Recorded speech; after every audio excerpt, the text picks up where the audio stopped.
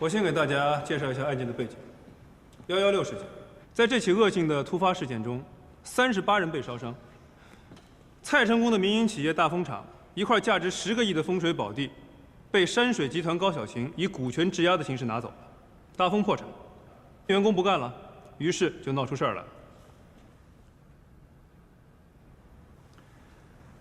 在这儿呢，我们要重点关注这么一个人，高小琴。 人称汉东的阿庆嫂，她是个很能干的女人，举止优雅，谈吐不凡，而且呢，京剧唱得不错。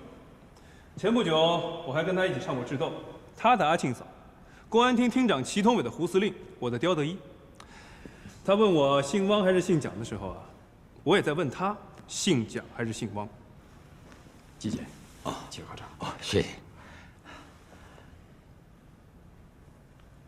长明同志。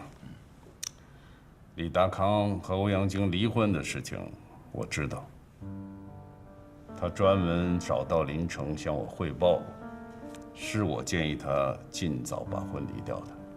哦，这没什么问题。哎呀，沙书记，你要不说，我还真不了解这个情况。所以，他的离婚很正常。分居8年，夫妻之间那点感情基础。 没了，该离了。是，只是他用专车送欧阳菁去机场，而且还亲自去送，这有点出乎我的意料。是啊，按说这不应该呀。李达康离婚的老婆就是那个欧阳菁，到底有多大的问题？现在能够落实的，他受贿人民币50万，其他问题还在查。 116事件的爆发，促使蔡成功举报荆州城市银行副行长欧阳菁。欧阳菁现在呢已经被传唤到案，正在审讯室候审。欧阳菁的问题是受贿，50万的行贿已经被查实了，这不是今天的重点。我们的重点是要问一问他为什么要断代，以及断代之后如何导致大丰股权的转移和116事件的爆发。沙书记，我想提个建议，您看一看。 是不是您先找李大康书记谈一谈？还是让他来找我吧。我相信他会给我一个合理的解释。今天李书记在电话中提出了一个政治小团伙的问题，好像他有一些想法。是不是高一良老师的汉大帮呢？是。 侯亮平同志早年也是高书记的学生们。张明同志，你认为咱们汉东有汉大帮吗？这怎么说呀？实话实说。不好说，云里雾里，似有似无。比如有些人就说侯亮平。 和原反贪局长陈海都是汉大帮的人，沙书记，您相信吗？我是不信，我也不信。不过，你还得提醒侯亮平，让他注意这个问题。是。侯亮平刚到汉东上任的时候，我就提醒过他，这您放心。可是沙书记啊，要说没有这政法小圈子。 恐怕也不符合事实。我们公安厅长祁同伟同志就是这个圈子的核心人物，他经常搞一些汉大政法系的同学聚会活动，有几次还是用高书记的名义组织的。厅长，下周6的同学聚会我安排好了。好，来坐一说，坐一说。哎，是。山水庄园1号楼该通知的我都通知了，就差侯亮平了。哎，侯亮平就算了，他要一来啊，咱们又得陪着他喝2锅头。哼，所以我就没敢通知他。厅长，今天发生了一件事儿，不知道你听说没有？什么事儿？那侯亮平真是太绝了，差点把李大康给抓了。别胡说啊！达康书记是省委常委，侯亮平他吃了豹子胆了。省委对116事件很重视，沙瑞金书记有重要批示，我转达一下。116事件不是一般的拆迁矛盾，也不是普通的经济纠纷，而是腐败所引发的恶性群体事件。事件的根源在于腐败，是腐败激化了潜在的社会矛盾。好，情况我都知道了，你们不要有什么顾虑。这个案子该怎么办就怎么办，既不要看李达康的脸色，也不要考虑高玉良会怎么想。8个字：实事求是，依法办案。我明白。另外，转告侯亮平同志一句话，就说我沙瑞金和汉东省委感谢他。沙书记，您谢这猴崽子干什么呀？要不是他果断出手，拦住了李达康的车，挽救了李达康的政治前途，那么汉东就要失去一位能干式的改革大将了。是。哎呀，沙书记，你要不说我还真没有想到这一层。真没想到？真没想到。我就不信。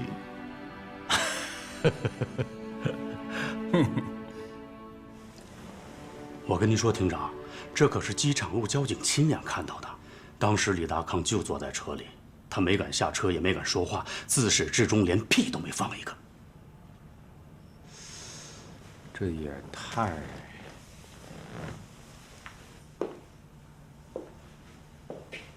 哎，厅长，要不咱把侯亮平也请了，听他讲讲拿下李达康。我告诉你啊，以后轻易的不要请侯亮平，那是为什么呀？那是请麻烦，你不懂啊？这能有什么麻烦呢？厅长，这李达康咱不整他，他也得整咱们。你说我在光明分局，我局长我干得好好的，他哪回事？程度，从现在开始啊，我们要做的就是不能有任何的态度，静观其变。你要知道，李达康书记的政治智慧，那不是什么人可以轻易的去匹敌的。明白。只有高书记才是他的对手。你看你又乱说。瑞金书记刚刚到，不利于团结的话，一定不要说，啊。是，我以后注意。现在我来布置一下任务。林华华，你带人去询问欧阳菁。是。陈金芳，你带人提审蔡成功。是。杜玉可，你去山水庄园会一会高小婷。是。其余同志机动待命。从现在开始，我就盯在这儿了。各自就位。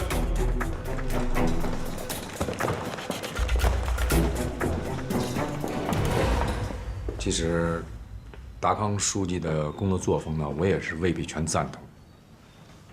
但是侯亮平的确是太蛮干，我想玉良书记也不会赞同他这么做。谁说不是？这侯亮平也太莽撞了。那省委常委是他随便能抓的吗？行，不说这些事儿了，咱们去开会。哎。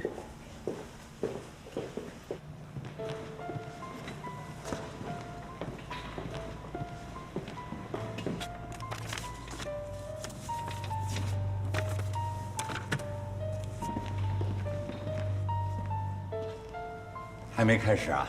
呀，检察长，再等等吧，还没到位呢。准备的怎么样，亮平？我先汇报一下，今天啊，不单单是对欧阳菁的单兵作战，我们分了3个小组密切配合，准备打一场有突破性的漂亮仗。突破？怎么突破呀？就这么突破啊！我们今天啊，会一步步的逼近真相。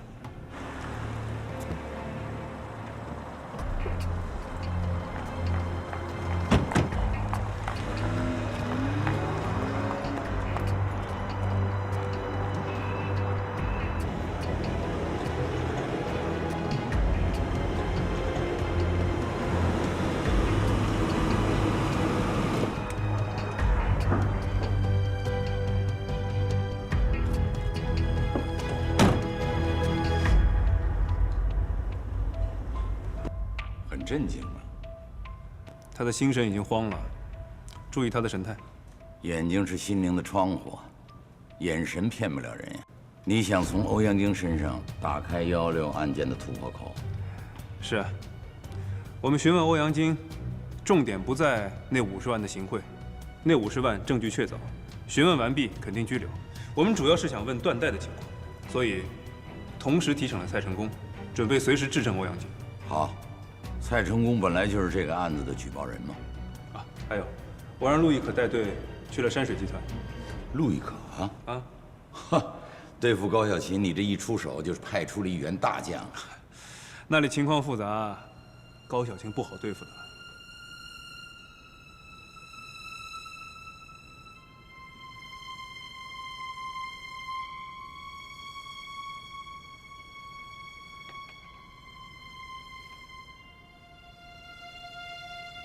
欧阳行长，昨天我们去你们银行找你，想向你了解一下荆州一些企业贷款的情况，你就是不肯露面，没办法，今天只能请你来这里谈了。了解企业贷款的事儿，用得着那么大动干戈吗？你们是冲李达康来的？你的问题跟李达康书记无关。那你们还故意让李达康难堪？是高玉良安排的？涉及省委领导的话题不要接茬。别和他扯这个，直接问贷款。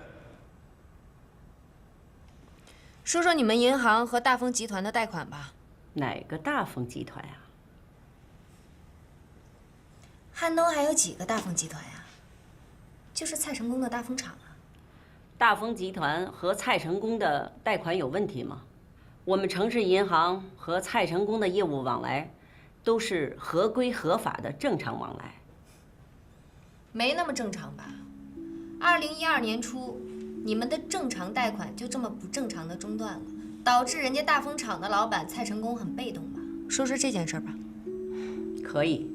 2012年，我们本来是按计划给蔡成功贷款的，但是我行的风控部门在例行贷前的检查时发现，蔡成功卷入了一起非法集资的案子里去了。他涉嫌使用社会高息资金1亿5千万。那欧阳菁别有用心，他诚心断贷，逼死了我们大丰集团。问一下蔡成功，断贷前后是不是卷入到非法集资案里？是不是还动用了1亿5千万的社会高利贷资金？如果欧阳菁说的是实情，那么断贷就属于正常。听听蔡成功怎么说吧。我是不是用了高利贷？我用了多少高利贷？这都跟企业的正常流动资金的贷款没有任何关系。我是个自然人，是大丰集团的法人，但是大丰集团又不是我个人的。大丰集团还有40%的职工持股啊。蔡成功，这就是说你个人确实卷入到非法集资，而且你动用了社会上1亿5千万的高利贷资金，是吗？1亿5千万，哪有那么多啊？我是用过，但我用了不到8000万。 8000万是本金，月息5分，那1年下来就是4800万的利息。欠了这么多的高利贷，哪个银行还敢给他放贷呀？而且蔡成功不是一般的自然人，他是这个企业的法人代表。哎，你说这蔡成功啊，举报的时候根本就没跟我们说过高利贷的事儿，这不找死吗？这么看来，欧阳菁断贷属于正常。我可提醒你们，你们不要上蔡成功这个奸商的当。在荆州，被他坑害的不仅是他企业的职工，还有那些放高利贷的集资公司。你们可以向公安局了解一下，已经有2个人跳楼了。陈检察官，是侯良平局长派你们来的吧？那当然，他是我们的领导。那就请你跟你们领导汇报一下，我这伤没好，我需要继续住院，让他给我申请一下。还有啊，我在这儿非常的危险，随时会被他们再次暗害。直接问他高利贷的事儿。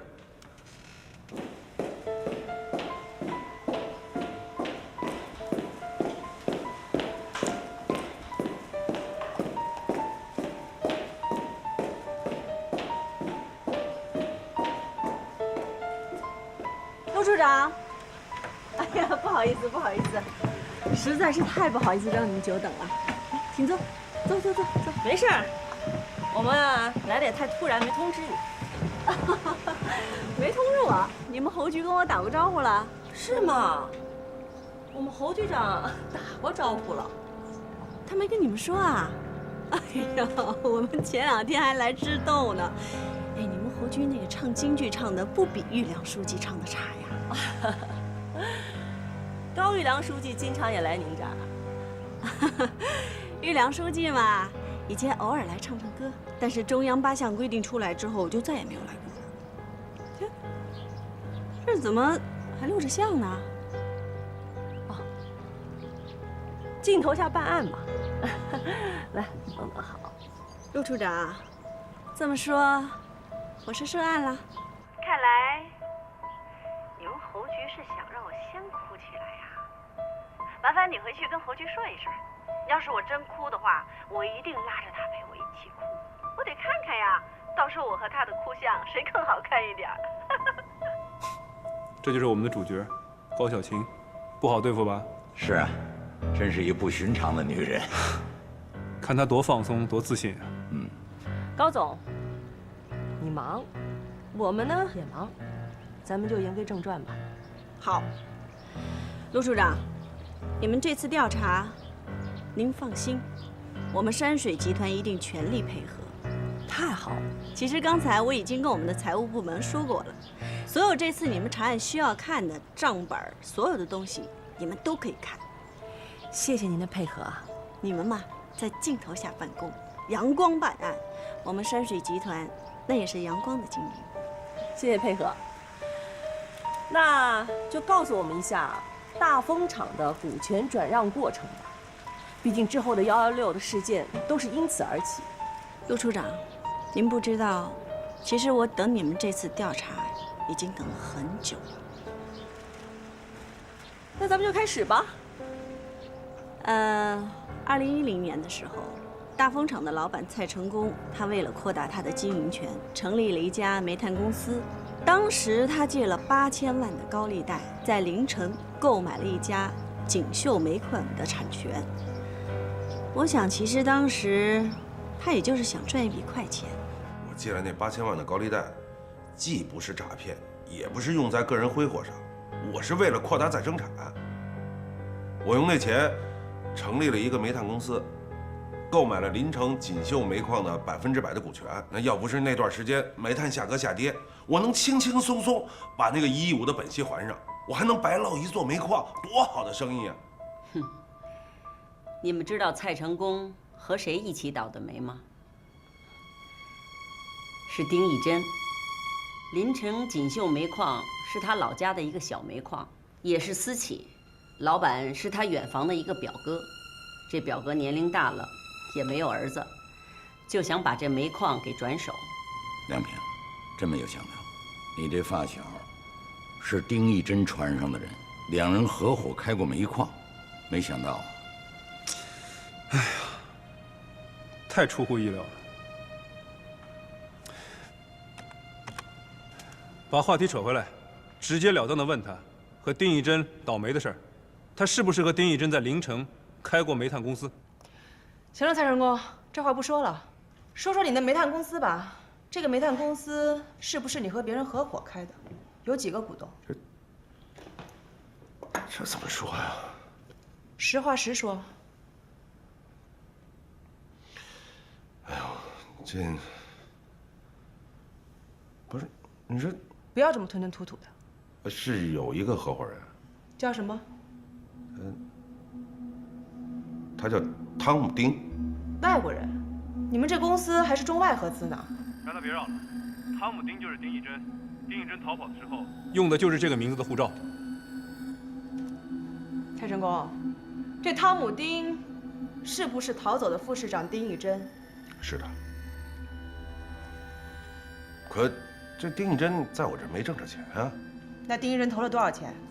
他没投钱，他那30%是干股。 可后来这煤炭价格一直下跌，跌得我都快自杀了，所以啊，这丁义珍也就白背了这么一个干股的名字，在我这1分钱没挣着。真是不问不知道啊！这蔡成功还和丁义珍合伙做过生意，他来我家的时候还让我给丁义珍打电话呢。你同学老师都说你猴精猴精，今天我看见一个比你还精的人。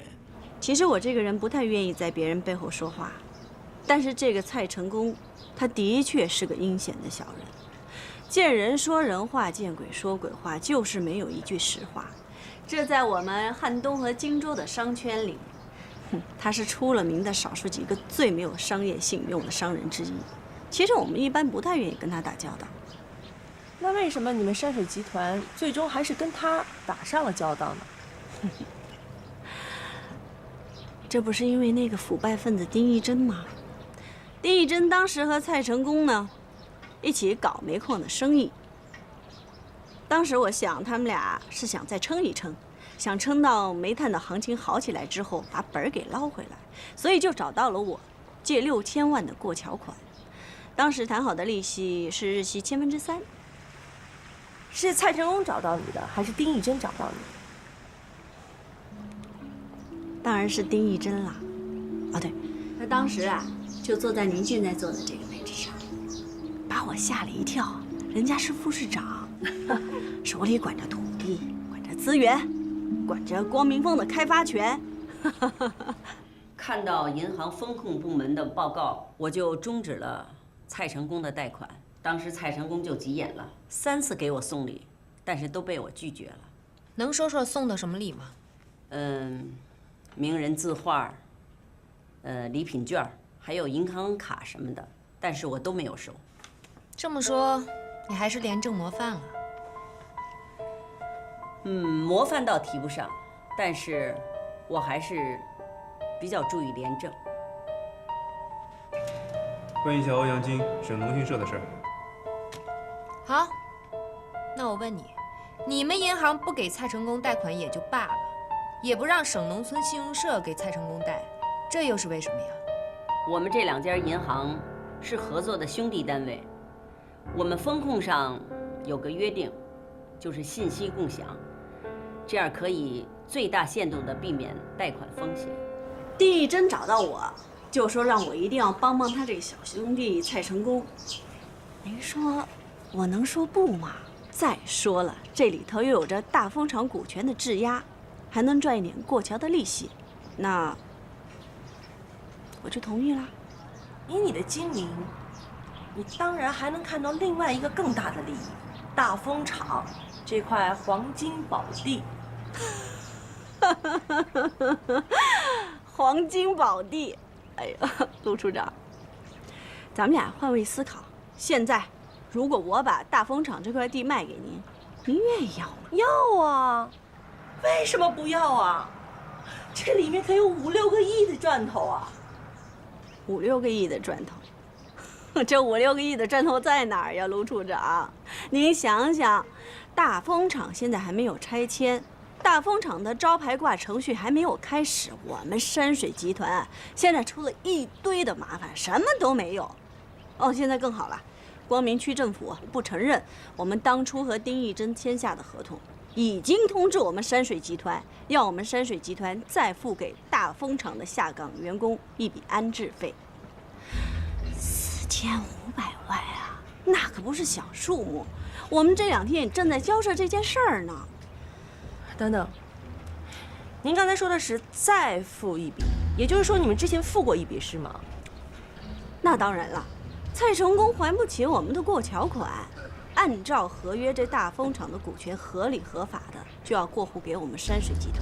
可在这个时候，丁义珍来了，他又来了，还是坐在您这位置上，绷着一个脸跟我说蔡成功现在呢已经基本上破产了，所以这个安置费呢必须由我们山水集团来付。我当然不愿意了，可我不愿意又能怎么办？人家是光明峰的总指挥，人家说的话我能不听吗？我心里再100个不乐意，我也得硬着头皮和蔡成功把这个合约给谈下来。最后我们签了一个补充的合约，我们山水集团花了3500万的安置费。这个合约呢，现在在哪里？回头这个合约以及3500万的转账凭证，我都会一并交给你。高总，那您知道这笔钱蔡成功用到哪儿去了吗？我们的钱刚一到账，就被民生银行给划走了。其实蔡成功当初要求我们划款的时候，他并不知道他的基本账户已经被法院给查封了。也就是说，我们的钱刚一到账，就被诉其还贷的银行，也就是向法院申请冻结他账户的民生银行给划走了。蔡成功不是说没有什么大银行愿意贷款给他吗？所以说，陆处长，我都跟您说了，这蔡成功没有一句实话。我倒是建议啊，你们应该去查一查蔡成功的户头。我可是听说他和民生等3大股权银行以及工农交建4大银行的贷款，总数不下5、6个亿。其实这个事儿，就是他和丁义珍设了一个局，在坑我们山水集团呐。现在想想，我们多亏把蔡成功的贷款给终止了，不然的话，我们银行的麻烦就大了，你知道吗？蔡成功和他的企业逾期贷款本息是多少吗？5亿6千万，再加上无法偿还的高利贷，那就接近10个亿了。你说的这个情况，我们会去调查的。据我所知，是蔡成功举报的我，而且他是向他的小学同学侯亮平举报的，这我不得不怀疑他的动机了。他是不是想通过你们局长再做个局，把他保护起来？因为他在外边非常不安全。你说的这个情况我们知道，116那夜他不是被工人打伤了吗？那他企业的人对他是客气了，放高利贷的人对他可就不那么客气了。2个月前，他已经被人绑过1次了，关在狗笼子里3天3夜，你知道吗？陈检察官，我难受。哎呦，这支持不住了。我本来伤就没好，你说这市局的人非要把我给关到看守所里，你说不用说这些，蔡成功，你的情况我们一直都很关注。你们关注，看着他们打我，你们关注什么了？对我一点不关心。我跟你说，我要见侯亮平啊。行了，蔡成功，你别耍赖啊，老实交代问题。我头疼。这混账东西！冷静点，别冲动。你拍桌子，他也听不见呀。除了我们和蔡成功的合同协议以及转账的凭证之外，我还能提供完整的录像资料给您。你们在镜头下办案，我们也是在镜头下签约。昨天呢，市公安局的经侦处的同志已经找过我了，说这蔡成功呢抵赖，不承认跟我们山水集团签过后续的补充合同。我说我可以提供当时签字时的录像以及录音的资料。我们今天能拿走吗？当然可以了，我都已经复制了10几份，但是您是第一个拿到这个资料的人。当然，明天呢，我也会让我们集团的法律顾问送去给市委的达康书记以及孙连成区长。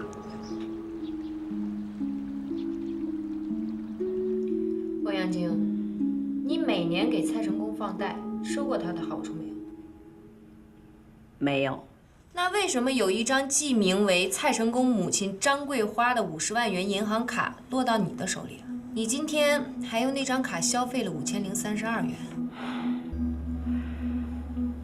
我不知道你在说什么。我就知道你会这么说。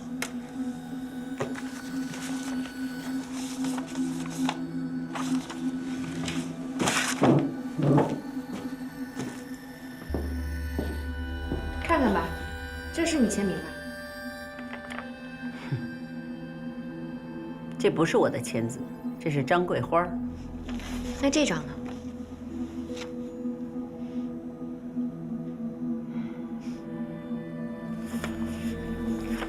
这个服务员还记得吧？你今天用2张卡支付了1件时装的钱，就是你身上这件，对吗？蔡成功，我现在只需要你回答最后一个问题：你是不是在丁义珍的支持下和山水集团的高小琴签过一个3500万的下岗安置补充协议书？回答完这个问题，你就去休息。我什么都听不见。如果有什么问题，让侯良平来问我。我头晕。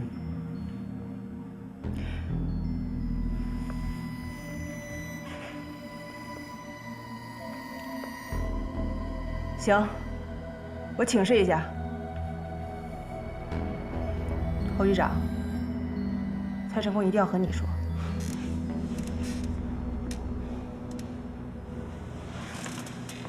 蔡成功，醒醒！现在是我在跟你说话，你看不见我，我能看见你，也能听到你。你满嘴谎话，信口开河，我们反贪局很被动。我希望你就此打住，实事求是地回答问题。我问你，山水集团的高小晴是不是给过你3500万的下岗安置费？给了，可我1分钱没拿到。他跟那个民生银行串通好了，那钱一到账上就让银行划走了，我1分钱没拿着。那高小晴为什么要勾结民生银行呢？你欠民生银行和其他银行多少钱？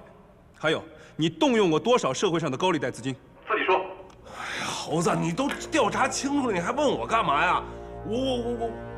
我欠了快10个亿了，我这辈子也还不清楚啊！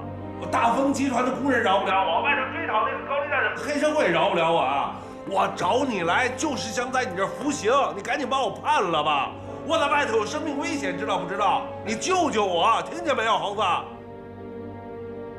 听见没有？行了，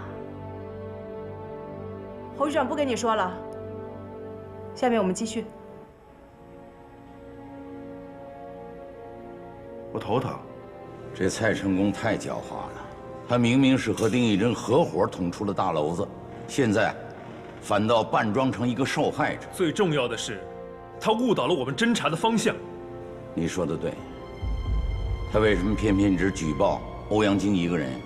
欧阳菁是省委常委李达康的老婆，他是要引起我们注意，逼我们行动。我就不相信，像他这么一个奸商，他只贿赂过欧阳菁一个人吗？其他人呢？他确实是负债累累，而且自己害怕了。既然这样的话，就把蔡成功的案子并给市公安局吧。赵东来一直在催，通知他们可以批捕了。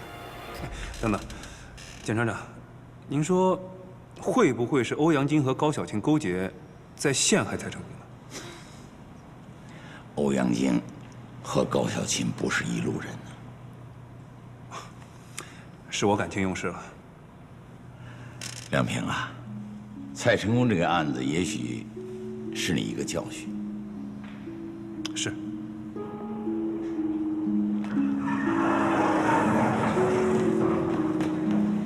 陆处长，我能不能跟你们侯局说2句话？就简单说2句。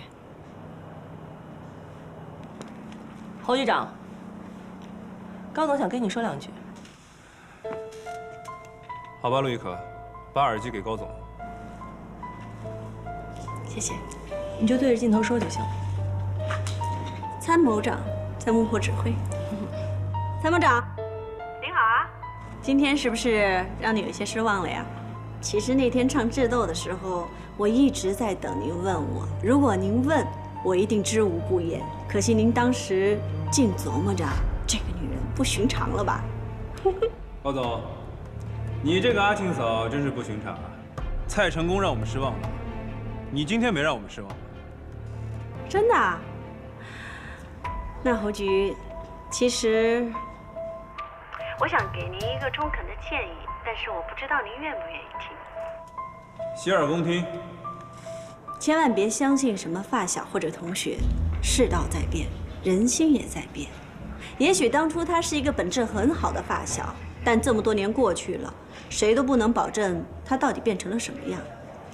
也许对你来说只是想帮人一个小忙，但谁知道呢？或许人挖了一个坑，等您往里跳呢。对啊，高总，这对我来说确实是个教训。哎，不过有一点我得说明啊，我呢也不是想帮谁，我主要是想了解116事件的背景和真相。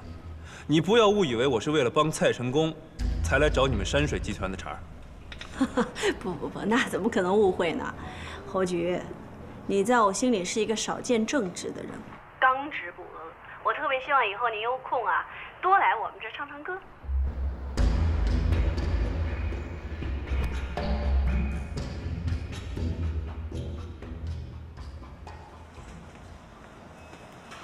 你好，我找孙区长。孙区长，你看我们现在还有40分钟就下班了，这后面还有这么多人排队，要不然您先回去，明天再来吧。哎，这40分钟能干不少事儿呢。我们孙局长认真，有时候一个人的事儿都谈不完。哎，小同志，你帮我催他一下，让他快点。这话我哪敢说呀？我们孙局长是个特别认真的人，这世界上不就怕认真2字吗？张主任，这妇联工作非常重要，妇女能顶半边天吗？在这一点上，区委和区政府有清醒的认识。我常说，这妇联工作啊，绝不是婆婆妈妈的事儿。这婆婆妈妈的事儿要是做不好的话，那天就塌一半。就是，过去丁义珍那个腐败分子啊，他根本就不重视我们妇联工作。他去当区委书记也好，去做副市长也罢，他一次也没到我们妇联来过。你放心，张主任，就是再忙啊，我也会安排时间去。啊，钱校长，让您失望了。什么失望？怎么会失望呢？这116大案的背景真相我们基本搞清楚，欧阳菁受贿的50万的证据也拿到了，这怎么会是失望呢？哦，我们还有另外的收获。这，别给我们打气了，有什么额外收获？银行系统职务犯罪，欧阳菁受贿50万，他只是城市银行的一个副行长。蔡成功向他行贿50万，蔡成功贷款多少？5、6个亿。其他银行的行长受贿没有啊？副行长受贿没有啊？工作人员受贿没有啊？这都要查清啊！这些呢，我们也都想到了，我们肯定会一查到底的。那今天咱们就谈到这儿。好，谢谢。哎，好。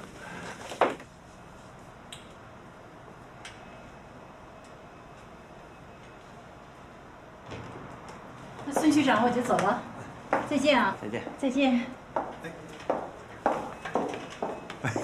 哟，郑师傅，您来了，来里边去。哎，来，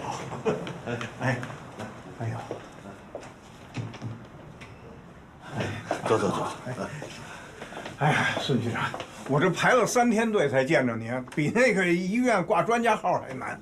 预约？干嘛不预约呀？约不上啊！哎，要让您秘书那话说，我根本就不该来见您。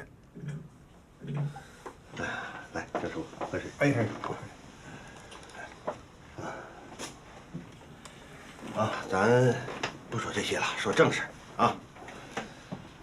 现在离下班还有25分钟，应该够您谈的。郑师傅，我正式向你说明，你们新大丰创业，区委区政府毫无保留的坚决的支持，这也是市里边的要求。对了，亮平，沙书记表扬你了，让我给你带话。表扬我？哼，怎么回事？本来我没想这么早告诉你，你刚来汉东，我怕你骄傲。现在看到你情绪低落，老说泄气话，我就告诉你吧。沙书记原话是这么说的：昌明同志，请你带话给侯亮平同志，我沙瑞金和汉东省委要感谢他这位反贪局局长。他坚持原则，果断地拦下了李达康的车，保住了李达康的政治前途，也为我们汉东保护了一位干实事的改革大将。孙局长啊，我们没有别的要求，就是要求有一块地建新厂。您看那个旧厂说话就要拆除了，工人们得有一个厂的生产呢，是吧？大伙儿都挺着急的。是啊，这个可以理解，可是这不好解决呀。那怎么不好解决啊？我们就要20亩工业用地。我的郑师傅啊，你不是不知道，咱们光明区现在变成中心区了，就你们那个老厂区那是工业用地，拆完了之后就变成了房地产用地了，那是最后一块地，咱们区真是一点地都没有了。既然这种情况，你为什么不早说呢？现在说也不晚嘛。哎呀，郑师傅，这个事儿啊，不能着急。那要不着急的话，我把话也说明白了，要是没有新厂，我们光明峰那旧厂可就又拆不了了。郑师傅，你可不能学蔡成功啊！那你让我回去跟大家伙怎么解释啊？你说？哎呀，你就跟大家伙说一下，就理解一下政府的难处嘛。如果实在理解不了，我们可以再等等，继续做工作。好，好，好。那我们等你们继续做工作。郑师傅，我得提醒你啊，你可不能煽动工人在什么搞那个护厂啊啥的。蔡成功知道吧？已经被拘留了，下一步就是逮捕，估计得判个10年8年的。检察长，沙书记的话呢，我算是听明白了。沙书记非常了解李达康，他既肯定了李达康的贡献，又把李达康和欧阳菁彻底切割开了。